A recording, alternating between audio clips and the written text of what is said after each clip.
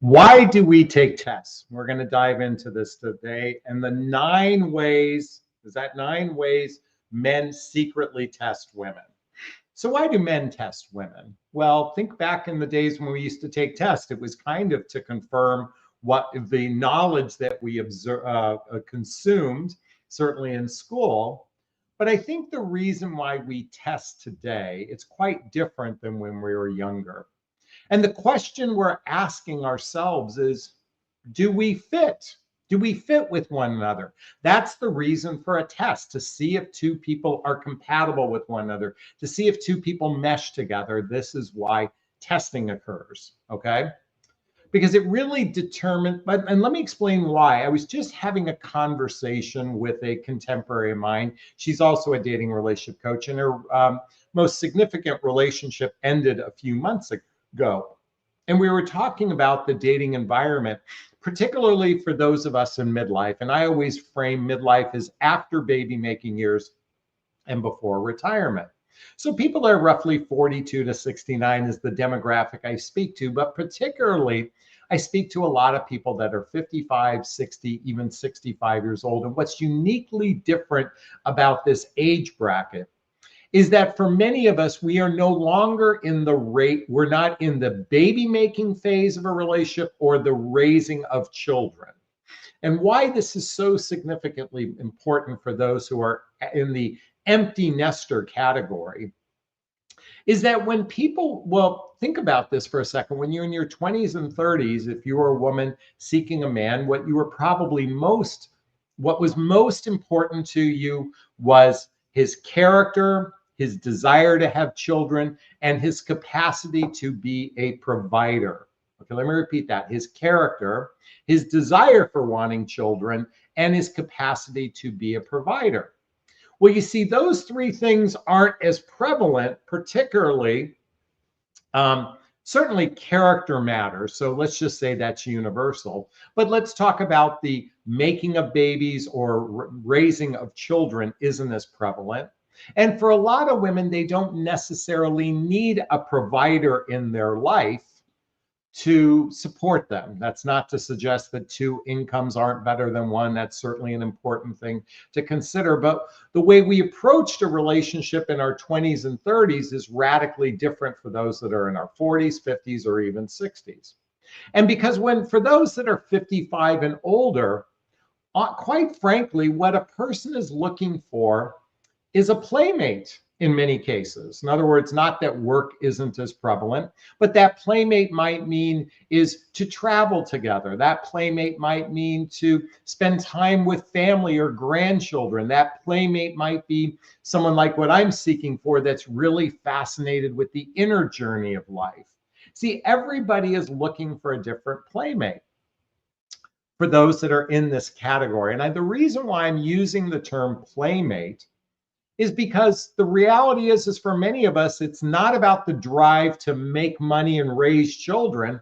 It's about enjoying life. And so what I'm going to share with you in a few minutes, and this is designed, listen, my channel is for women that want to understand men, but this can be reversed 9 ways women are secretly testing men, how 9 ways men are secretly testing women. I just came up with a random series of things. This isn't an absolute.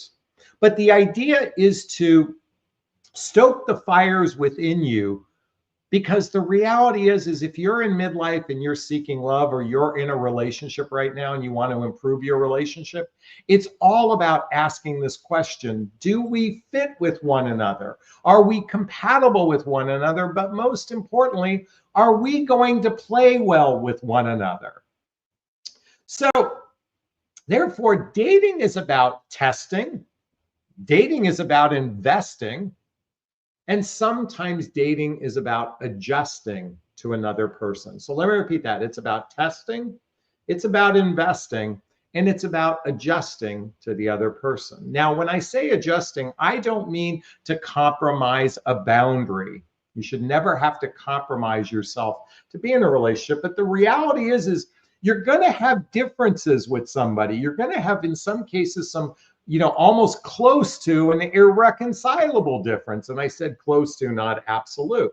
You're going to have differences with someone. It's impossible to find someone perfectly aligned.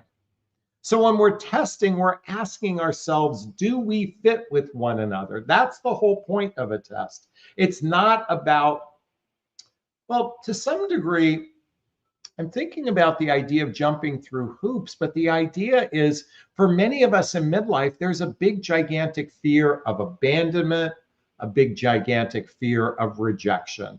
I mean, those are the two big, gigantic fears. So we're testing in many ways to see, are you going to stick around?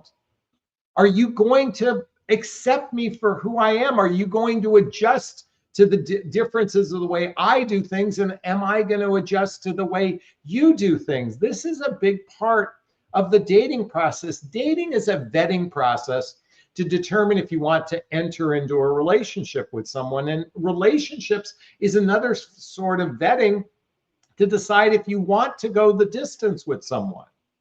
Bump, bump, bump. Do you want to go the distance with someone? Think about it. You know, unfortunately for today's dater, it's oftentimes a very casual experience. They are not committed to commitment.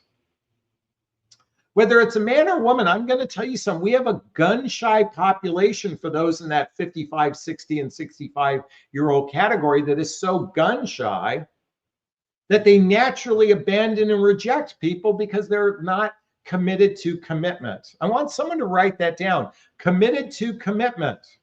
By the way, I bought the URL. The reason being, if you're committed to commitment, then you're committed to asking those deeper questions, to ask, to determine, do we fit with one another? And testing, if you will, is really just investigating. It's investing and also making adjustments. So what are the 9 ways men test women? Well, let me just share with you. I came up with these on the fly. And the first one is the most obvious one. It's the one that men, even, okay, by the way, let me reframe this. These are men who want some sort of relationship. I'm not talking about the men that are looking for the one-night stand, but some of them are in this category, especially for this first thing. How do men test? They test you sexually. Look at when a man throws out a sexual innuendo and he barely knows you, he's testing to see how you respond to sex. When he talks about sex and you barely know each other, he's testing to see if you're interested in sex, to see how you respond to the one of the most prevalent thing on men's mind when they're dating or in the early stages of dating is sex. You guys know it. You ladies know this. What's on a man's brain? It's sex. And why men throw out sexual innuendos is testing to see, listen, if a woman doesn't get overtly offended, it might mean because on some level she likes the guy. It's actually a test to see if they're, you know, if you're willing to be sexual, the type of sex you're into. But most importantly, if you like a guy, you might not necessarily get overtly offended if he goes down the rabbit hole of sexual innuendos. And that's one of the most common ways men test women very early on. The second way, and again, these are in no particular order, these I just came up with on the fly, is centered around sarcasm, giving each other shit, playful banter, humor. He's basically wanting to see if you have a sense of humor. Sometimes men use dry humor. Some people are sarcastic. Sometimes we give each other shit. It's like, it's a male competitiveness thing that we have with our male friends. And we're trying to determine if you have a sense of humor, but if you're also, remember I talked about playmate?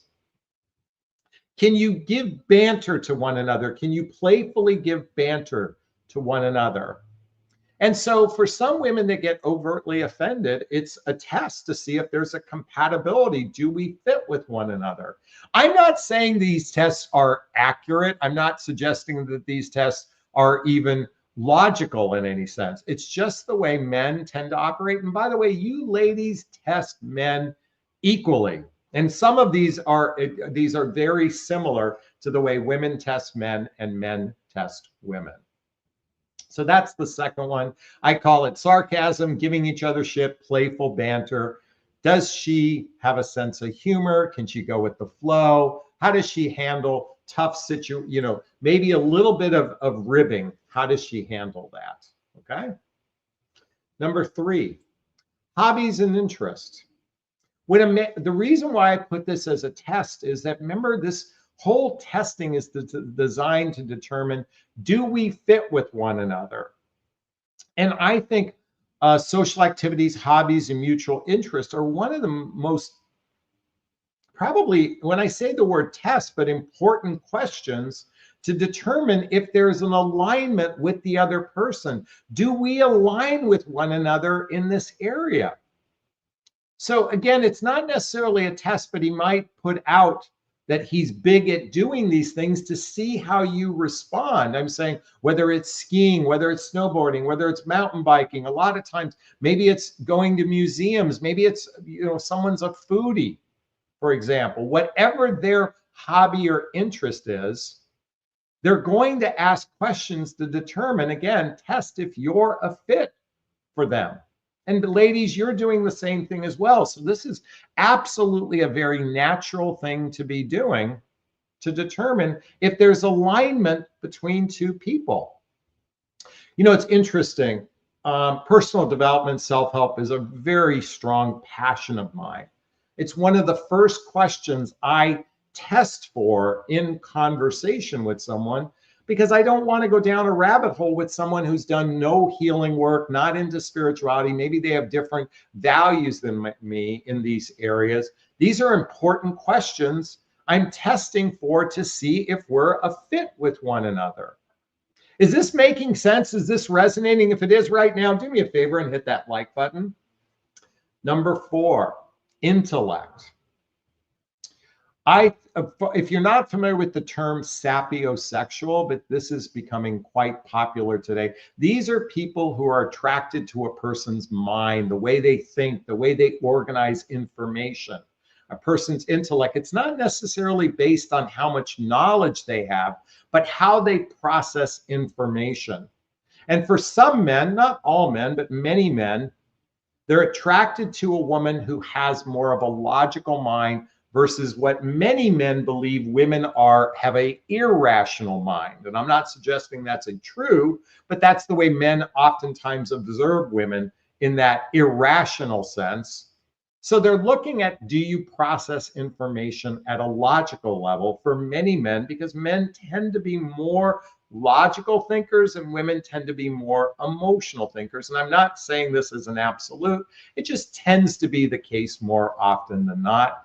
Number 4 is intellect. Number 5, sense of adventure, I have a dear friend, spent the weekend with him, he and his wife, actually with 3 couples this past weekend. But he said to me, his most important thing he was seeking at his stage in his life was a playmate, somebody who would go on adventures with him. He's the type of guy that will, at a moment's notice, drive from California to Utah to go hiking in some sacred space or something like that. I'm just picking that off the top of my head. He plays golf. He's the type of guy to go kayaking, and he wanted a playmate in this area of his life, particularly in the area of, I call it, outer world adventure.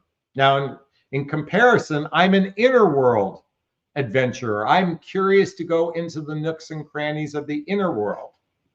We're all testing to determine, are we a fit for one another? Do we fit well with one another? Are we compatible with one another? And these are some of the many ways men test women. And women, as I said, I'm repeating myself, women do the same. Now, here's one in particular. Women do this as well as men do this, but they want to see how you handle paying for things. This is number 6, paying for things. Believe it or not, men are paying attention on those early stages of dating. If you're actually a partner type, are you contributing? And I learned this when I was in a relationship with a woman briefly 10 years ago. And I remember our first date. I'm going to share this story with everyone, because this is a pivotal part of understanding many men's behavior centered around money. But I had a I had a first date with a woman, and we went, by the way, it was Halloween, and we went to a dive bar dressed up. It was a great place to go for Halloween. And I paid for our first round of drinks. I paid cash. I don't know why I didn't give the bartender my credit card, but it was time for our second round of drinks. And she reaches over and hands her credit card to the bartender. I said, no, no, I got it. She goes, no, I got it. And I said, no, no, I got it. Now, some women would say, Jonathan, she was in her masculine energy and she was trying to take control. What happened next floored me. She put her hand on my arm, looked deeply in my eyes, and said, Jonathan, I really appreciated that you treated for the first round of drinks. Will you allow me to show my appreciation and treat you because I think you're worth it? Men are paying attention, just like women pay attention to men who treat, basically because that's an expectation that has been, come down from God practically. But men are actually paying attention. Does a woman open up her wallet? Does she invest in the man? Now, I know some women say, well, I won't do it unless he's taking me out 5 times on a date before I'll ever invest in him. Please know this. Men are paying attention on the very first date. Are you, and by the way, this woman I spoke of, we used to take turns, by the way, when we dated. And you know what I appreciated most? She operated as a partner. She operated as a partner.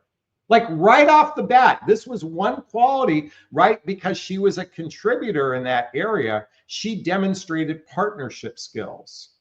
See, we have to change this old narrative, this paradigm that's, like I said, comes down from God, because the reality is for many of us in midlife, there's not enough resources to be a full supporter of another person. I just did a video on that the other day. So I'm here to invite you to pay attention. Are you the type of person that you're a contributor? Because if you are, men are paying attention to that. Number 7, I put this under the category of manners. Are you an appreciative person? Can I tell you, ladies, I've gone on a lot of dates where I've treated on the first date and I've not gotten a thank you. It's almost as if there's this gigantic expectation, but one of the most important things we're paying attention for, ladies, you do this as well as men do this. Are you expressing appreciation for somebody else's efforts? And I'm here to suggest that a lot of people take each other for granted. And I will tell you, this is a way to pay attention. If somebody is an actual partner in your life, do they demonstrate appreciation? Do they have manners, or is it just this expectation-based way of dating, which a lot of people operate this way? So I just want to draw attention to this. Number 8, open-mindedness. It occurs to me here in the United States, we just had a big, gigantic election just recently. And there seems to be a division between people here in the United States. And you know what this seems to me? When there's anger from both sides, not just who they voted for, but there's anger for why you voted for someone else. There's that anger represents, in my mind, a lack of open-mindedness. In other words, each person, remember I started this conversation talking about differences. If we can't navigate differences, if we come to things from a closed mind or almost a closed heart, if you will, it's going to be very problematic. And I just noticed this particularly in our election, but this relates to politics, religion, a lot of different subject matters. Does a person operate from a closed mind and a closed heart, or do they operate from an open mind and an open heart? And number 9, is that right? Number 9, his sense of independence or power. I've observed a lot of women act overtly needy, particularly in the area of constant communication. We all need our independence and our power.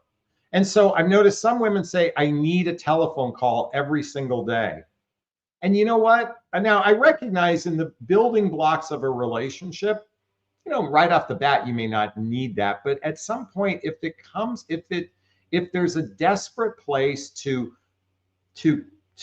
convince someone, to have someone convinced to you that they're committed to you, it's coming from a weak place, but most important, you're not allowing him to be in this sense of independence and power. We, men and women alike at midlife, feel they need a sense of independence and their own autonomy, if you will, when I say power. So just be aware that if you come across needing constant validation, it's going to infringe upon his sense of independence, his sense of power. By the way, ladies, you can feel the same way towards a man who acts needy towards you. If you're coming from that space, then it can be rather problematic. Is this thinking in? Is this resonating with you? Please let me know if it is. Please hit that like button. Please share this video. Please subscribe to my channel and hit that notification bell so you can be notified of new videos. And if you want to connect with me directly, there's links below to schedule a discovery call with me to see if working with a coach is right for you. There's a link to join my group called Midlife Love Mastery. There's links to get all the books I recommend, which I will be recommending, all listed below. All right, those who know my live format know it's time for Q&A. If you have a question, there's a little chat box in the corner. Write the word question, then post your question thereafter. Or you can purchase a super sticker, super chat. There's a little $ in the chat box. All the monies from the super sticker, super chat goes to a scholarship fund in the name of my son, Connor Asley. That's a picture of him right there. He's my son who passed away over 6 years ago. So in his honor, we donate to causes like the Hoffman Process, Insight Institute, and scholarships to coaching as well. And our goal tonight is $50, $50. So I'd appreciate love. If 25 of you donated $2, we get to our goal tonight. All right. All right, let's see what's here.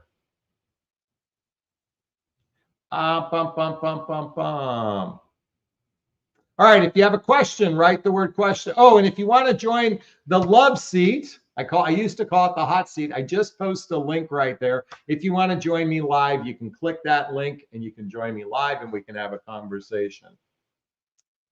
Patricia says, I appreciate the person that I am with from the beginning as well. That's good to hear. By the way, I want to encourage everyone to we oftentimes say thank you, but I remember I told you the story about the woman who treated for that second round of drinks, and she said, Jonathan, she put her hand on my arm and said, looked at me and said, I want to demonstrate my appreciation for your efforts by treating you to a drink. She used the word appreciation.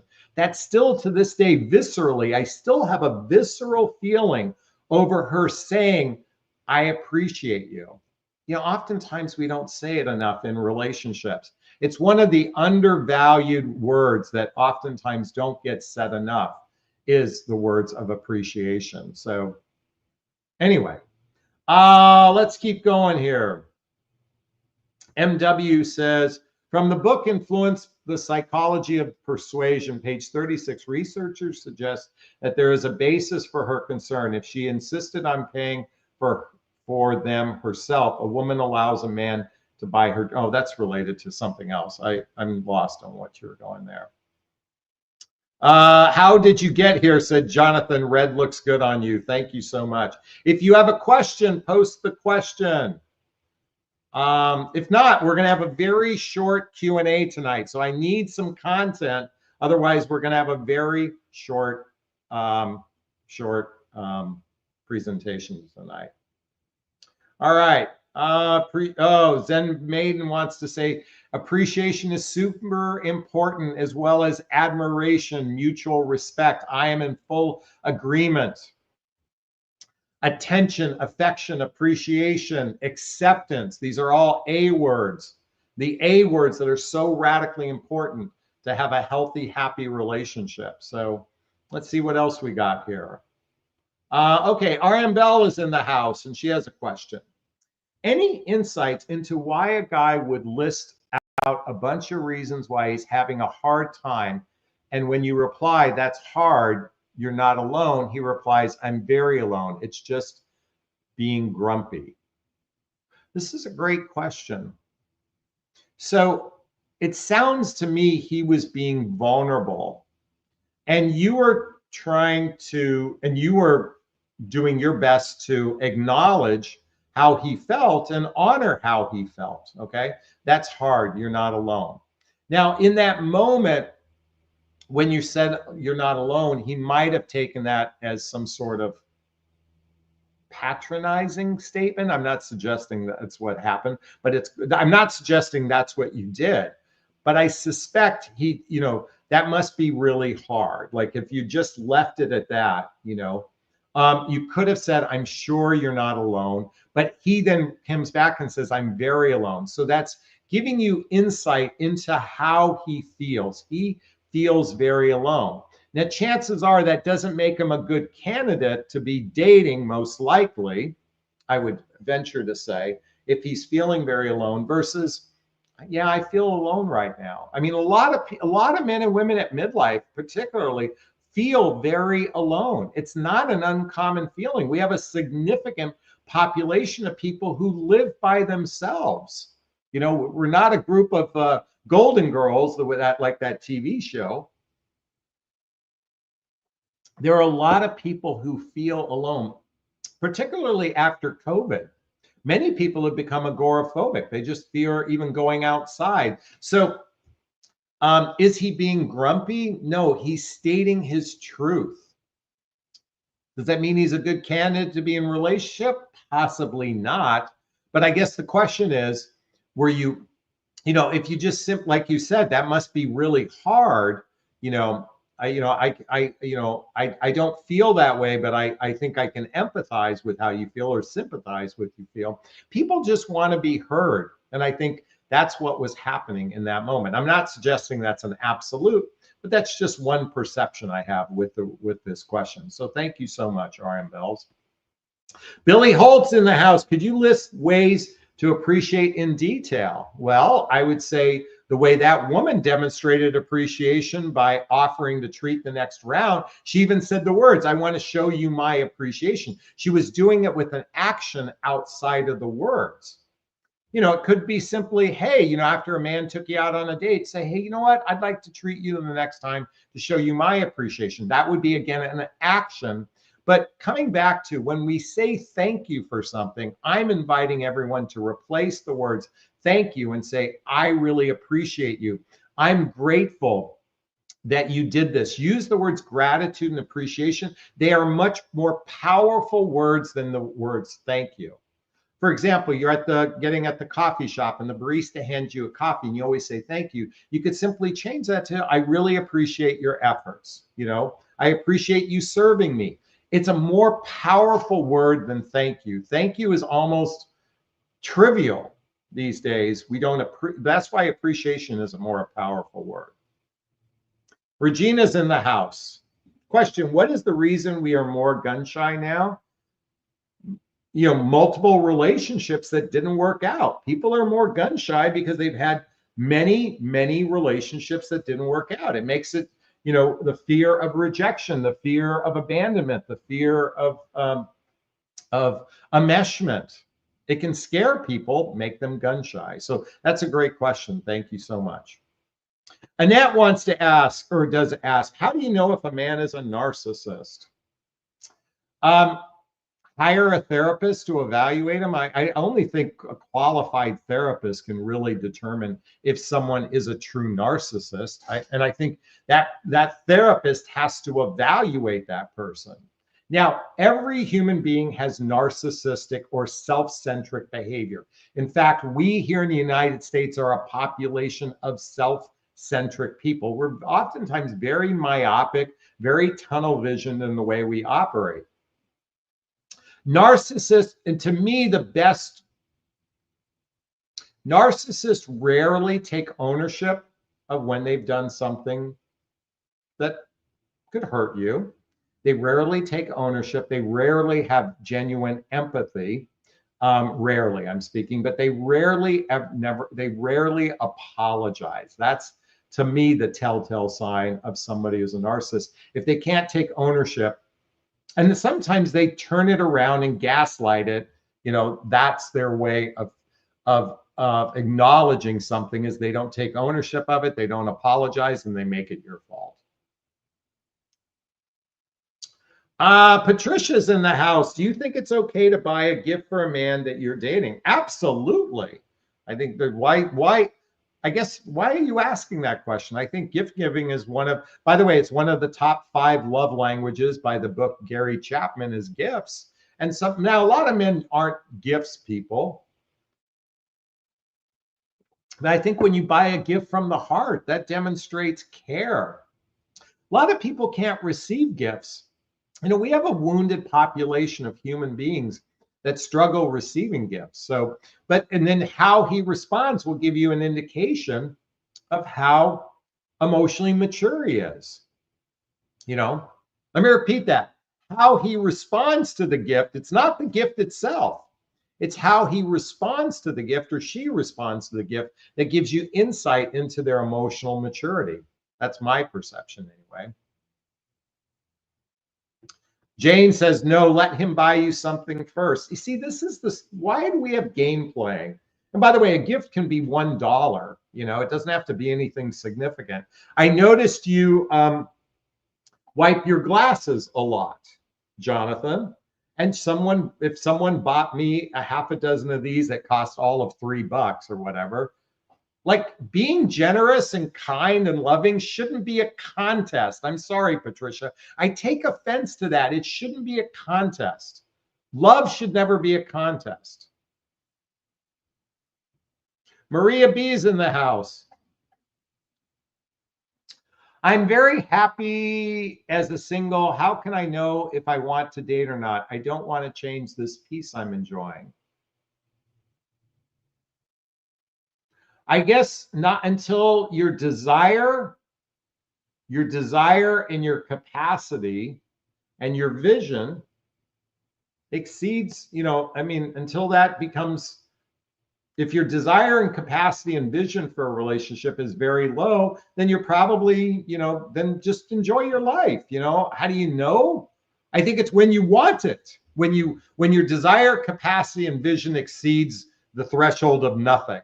Okay, that's when you know. And I'm just speculating on that one. How did we get here? Okay, so question. A man I've been involved with on and off for over 30 years asked me if I believed in God. It still haunts me because I thought he knew I had a strong spiritual life. Well, spirituality and religion, I think what he might have been seeking is, I'm just speculating here, is differentiating between religion and spirituality. To me, spirituality is a connection to the divine. Spirituality is a desire to be self-aware, self-enlightened. That's what spirituality means to me. It's the inner journey. God is a reflection of that, but I suspect he was more curious if you believed in God. In other words, are you religious? That's my speculation of where he's going. And they are two gigantic things. A person could be spiritual, but not religious. So that's my speculation. How do you get here? Trista's in the house. How would you recommend we respond if we think a man is testing us? Should we say anything or allow him to test us? Testing is a good thing. I was trying to acknowledge that.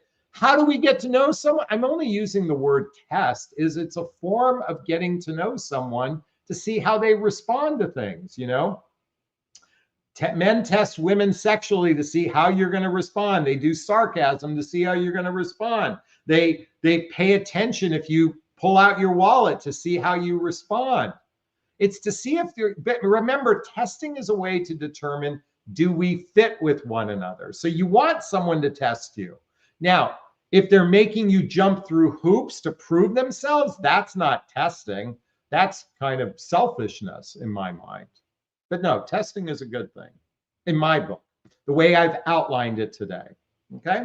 Zen Maiden is in the house. How do we work with someone who doesn't like to chat, text much, not to be needy? My partner is a physician and quiet, into his own head, in person, all good. Hey, that's an easy one to fix. Spend a lot of time together. People should be dating 2, 3, or 4 days and nights a week, doing shared activities, hobbies, mutual interests, spending time with family and friends, traveling together, teamwork, building skills, both in your personal and your professional life, intimacy, both physical and emotional intimacy. Spend less time, spend more time together. You even said in person, it's all good. Spend more time together.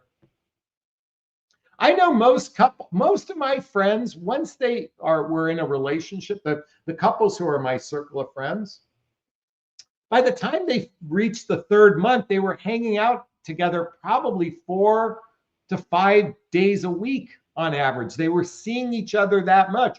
But Jonathan, I'm in a long distance relationship and all we have is the phone and all we send text messages to each other.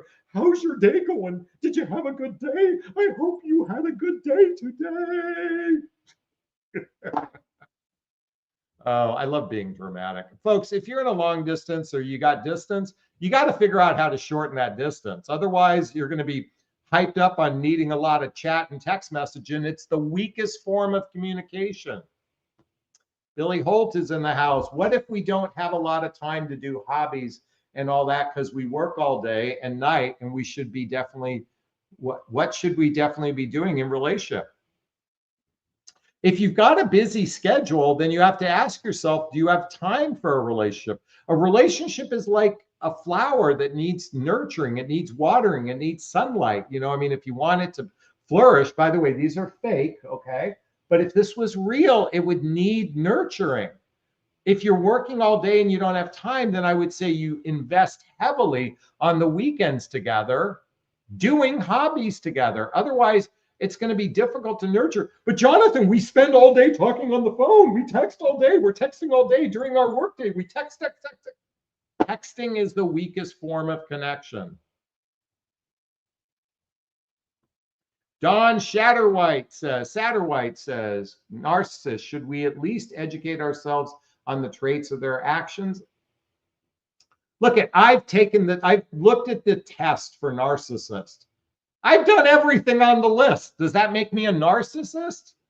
Have I not taken ownership when something's happened? Yes. Have I gaslit people? Yes. Have I gotten defensive? Yes. I mean, I could take the test and pass it with flying colors. Does that make me a narcissist? No, because you need it professionally diagnosed. And they need to be diagnosed by someone else. This pop culture diagnosing of narcissism, all it does is set you up for fear and failure. Just be aware of that. Tata says, how do we deal with repeat rejection along with other problems to be solved in my life? I'm just avoiding dating altogether, but I do realize I don't want to stay single.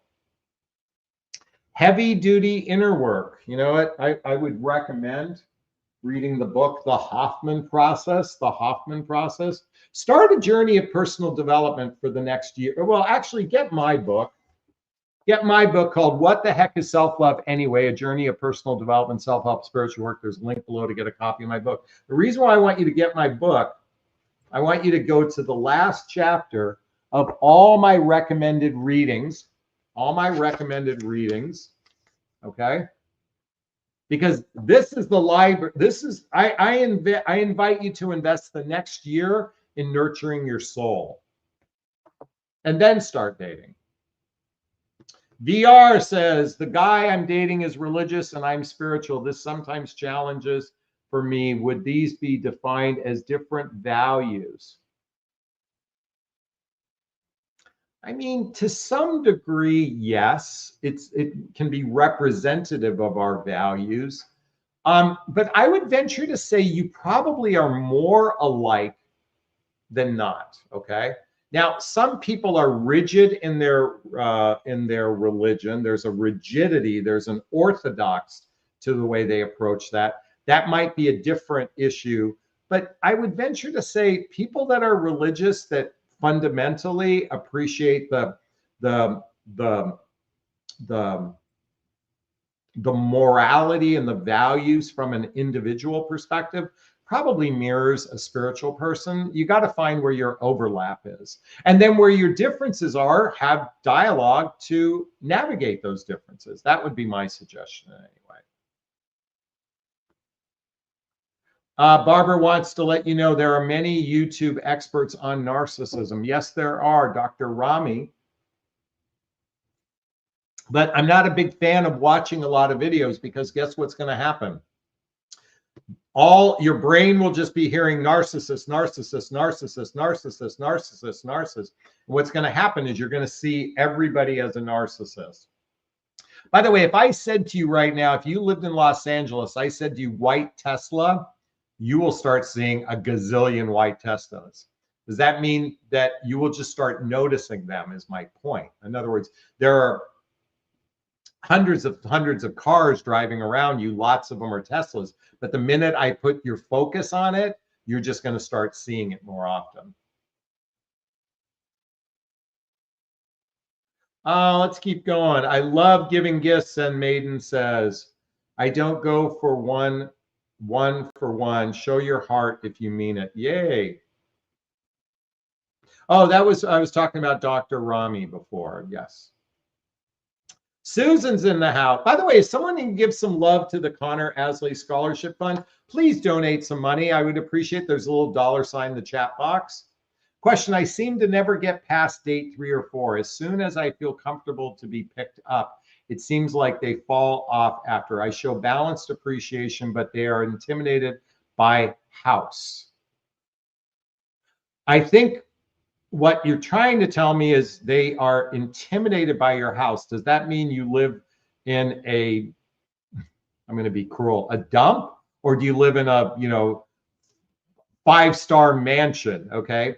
Now, I believe you are creating a story. I believe, Susan, you're creating a story to validate, to validate why they may not be asking you on a 5th date, which may not be an accurate story. Okay. I believe that's what's actually happening. I don't know what's actually happening, but I suspect you say they're intimidated by a house. Did a man ever tell you, wow, your house is so amazing, my penis just shrunk and I feel like a weak, helpless man? Has a man ever said that to you? Because what is intimidation? I feel weak, I feel helpless, my penis shrinks. That's what intimidation. I highly doubt that's the case.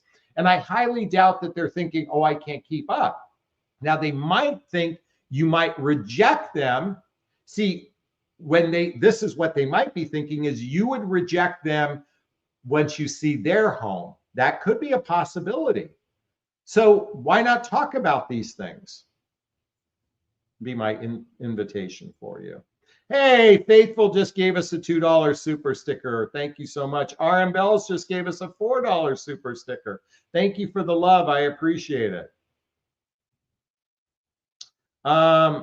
Sharon says, but Jonathan, sexting is a lot of fun when you're not together. Sure it is, but it's still a weak form of intimacy. It's a very weak form of intimacy. And nobody likes masturbating that much.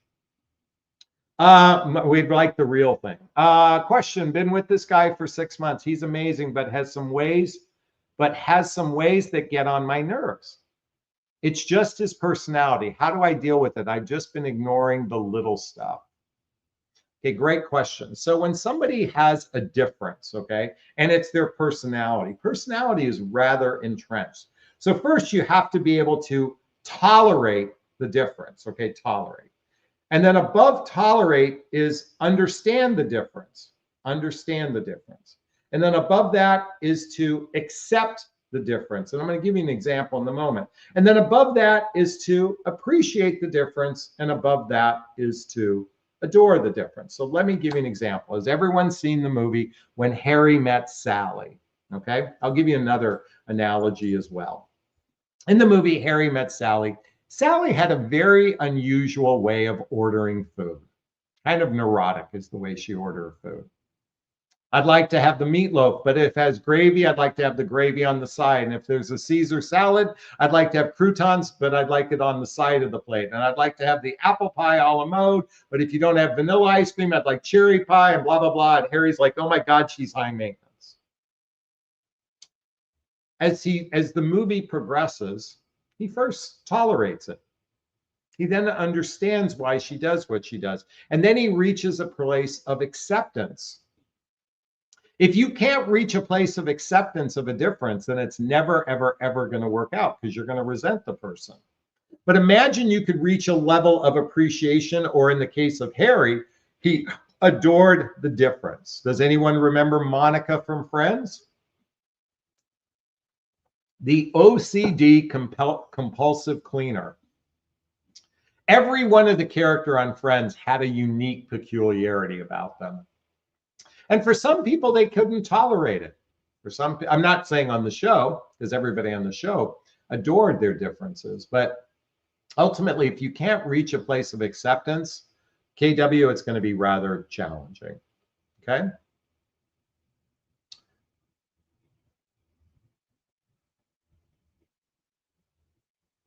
Bump, bump, bump, bump, bump.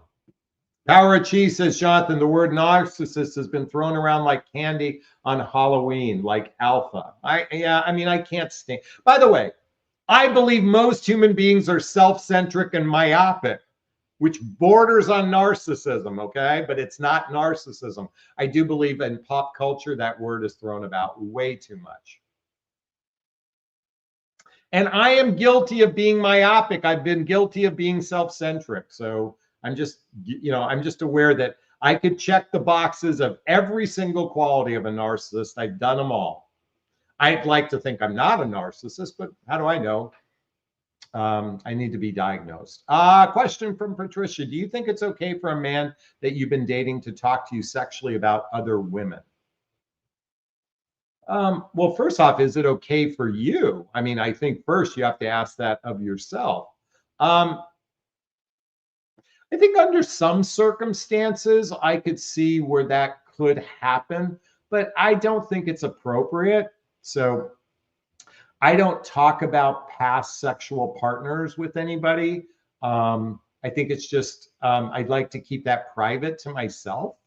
But for some people, pornography even is kind of a titillating aspect of their relationship. I know couples that engage in that. So I'm going to say, if it's something he does, then there's probably an unresolved issue with that person, most likely. Let's keep going. Catherine wants to remind us there's a true narcissistic disorder clinically diagnosed, and then there are those who have narcissistic behaviors, which can range from A to Z. Just be aware of the tendencies. Again, every human being that I've ever met on some level has been self-centric or myopic. Myopic means tunnel vision. They can all be characteristics or tendencies or behaviors of narcissistic. But true narcissistic personality disorder needs to be diagnosed clinically, in my opinion. Kara G says, coming back to that sex question, he's probably testing or grooming you for kinky sex. That's a good point. I didn't think of that. Well, I talked about testing earlier, but I didn't think about grooming for kinky sex. Maybe. Heather wants to say masturbating. I agree. It's wonderful when you're together. You can watch your partner do it. My point about masturbation earlier is after a while, phone sex just gets rather old. I'd rather have the real thing, is my point that I was trying to make earlier. Lisa says, my mom is an actual narcissist. Please stop overusing this word. I'm in agreement. It's just overdone. Hey, listen, you know what, folks? I'm going to wrap up a little early than I normally do. I'm going to go eat dinner. Folks, did you find value on this conversation? The 9 ways men secretly test women. I hope you found value in this conversation. If you did, I'd like to hear your thoughts. Post a comment below. As always, if you do find value in my videos, please hit that like button. Please share this video. Please subscribe to my channel and hit that notification bell so you can be notified of new videos. Also, if you want to connect with me directly, there's links below to schedule a discovery call with me to see if working with a coach is right for you. There's a link to join my group called Midlife Love Mastery. There's a link to follow me on Instagram. There's a link to get my dating vows, all the books I recommend, all listed below. All right, I'm going to wrap up this video as I always do. First off, give myself a big, gigantic Jonathan Bear hug of self-love. I'm going to reach into the camera and give you a hug of love if that's okay. I'm asking you to turn to someone, a pet, a teddy bear, a pillow. Give it or them a hug of love, because hugs are a great source of love. And let's face it, we could all use more love in our lives. I want to thank Billy Holt and Lexi and Lisa and Barbara and Zenmaid and Holly and Deborah and Patricia and Catherine and Maria, Heather, Power of Chi, RM Bells, who else? Jubilee, Sharon, everyone. Big hugs. Thanks for the love. Wishing you all a fab evening. Bye now. Bye-bye.